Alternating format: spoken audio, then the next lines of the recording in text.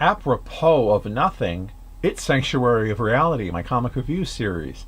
Back at it again with Cerebus issue 124, chapter 11 of Jaka's story.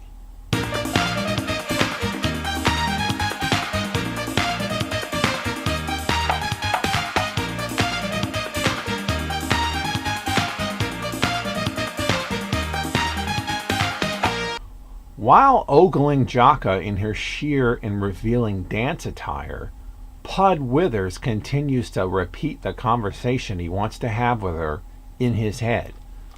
When he finally gets up the courage to begin it, she fails to hear him start and instead asks if she's ugly, bemoaning the fact that she was once someone of importance, Jaka with an exclamation mark, but is now just Mrs. Nash.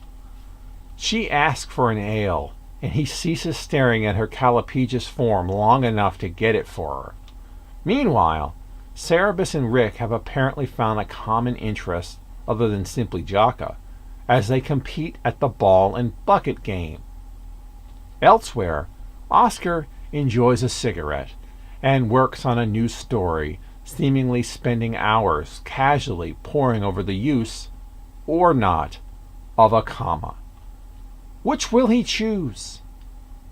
Jaka gets drunk, giving Pud the opportunity to make his move. Will his darkest fantasy come true at last? The score in the Rick Cerebus game reaches 19-0 in the aardvark known as Fred's favor. He throws off his opponent by asking if Rick breathes in or out when shooting the ball. Will Rick be able to make the shot? In the prose flashbacks, Jaka, physically and mentally exhausted from keeping Nurse out of the hidden passageway, finds power in her identity for the first time. What words does she utter to reinforce this revelation?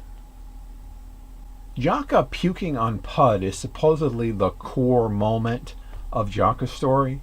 According to Dave, things all come unglued after that. The status quo seems settled upon and static, but it's all going to start changing soon.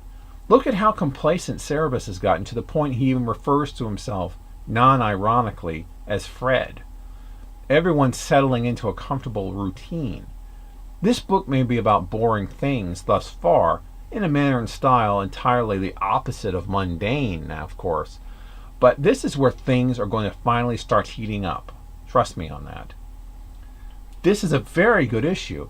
Everybody got a good amount of focus and page time. The prose is limited to a single page, taking a back seat because there's so much else going on to take our attention.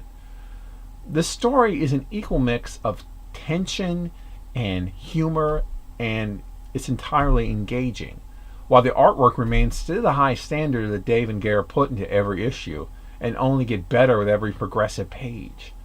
Next time, the return of an old friend. Or is it?